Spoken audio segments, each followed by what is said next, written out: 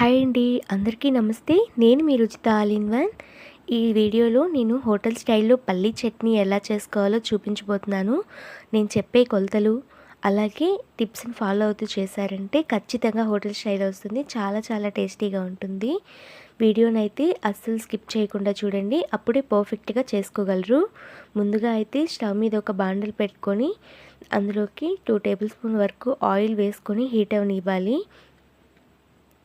Oil కొంచెం heat అయ్యాక 1 cup వేరుశెనగ గుళ్ళను తీసుకొని వేసుకోండి. వీటిని హై ఫ్లేమ్లో అస్సలు వేయించుకోవద్దు, మీడియం టు లో ఫ్లేమ్లో మాత్రమే వేయించుకోవాలి. 70% వరకు వేరుశెనగ గుళ్ళు అనేవి వేగిన తర్వాత ఒక 8 పచ్చిమిర్చిని 2 చీలికలుగా కట్ చేసుకొని వేసుకోండి. ఇప్పుడు మిక్స్ చేసుకుంటూ వీటిని కూడా వేయించుకోవాలి.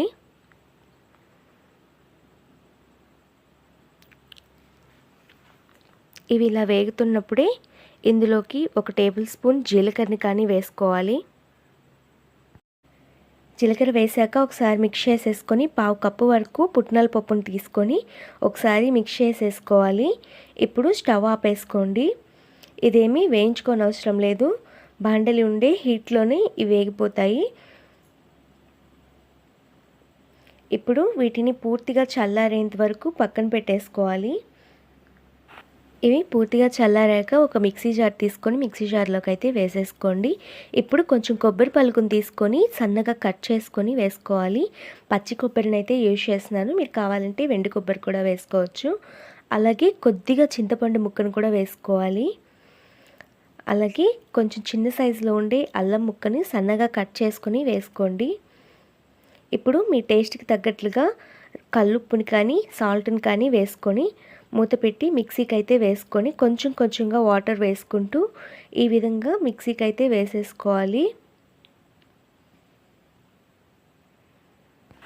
ఇప్పుడు స్టవ్ మీద బాండలు పెట్టుకొని 2 టేబుల్ స్పూన్స్ ఆయిల్ వేసుకొని ఆయిల్ హీట్ అయ్యాక 1/2 టీ స్పూన్ ఆవాలు, 1/2 టీ స్పూన్ జీలకర్ర, 1/2 టీ స్పూన్ మినప్పప్పు, 1/2 టీ స్పూన్ పచ్చిశనగపప్పు వేసుకోవాలి. అలాగే 2 ఎండుమిర్చిని కూడా కట్ చేసుకొని వేసుకోండి. ఇప్పుడు ఈ పోపు మొత్తాన్ని మిక్స్ చేసుకొని కొంచెం వేయించుకోవాలి. ఈ పోపు ఇలా వేగుతున్నప్పుడే కొద్దిగా కరివేపాకు కూడా తీసుకొని వేసుకోండి. ఇప్పుడు మొత్తం కూడా మిక్స్ చేసుకుంటూ 1 నిమిషం పాటు వేయించుకొని పోపు వేగిన తర్వాత స్టవ్ ఆపేసుకోవాలి. చూసారు కదా, పోపు అయితే ఈ విధంగా దోరగా వేయించుకోవాలి, లేదంటే టేస్ట్ అనేది అంతగా బాగుండదు. ఇప్పుడు మనం ముందుగా మిక్సీకి వేసి పెట్టుకున్న చట్నీని ఒక బౌల్ తీసుకొని ఇందులోకి సపరేట్ చేసి పెట్టేసుకోండి. ఇప్పుడే మీరు సాల్ట్ కూడా అడ్జస్ట్ చేసి కలుపుకొని కొంచెం వాటర్ కావాలంటే వేసుకోవచ్చు. ఇప్పుడు మనం ముందుగా వేయించి పెట్టుకున్న పోపును కూడా వేసి మిక్స్ చేసేసి టేస్ట్ చూసుకోండి.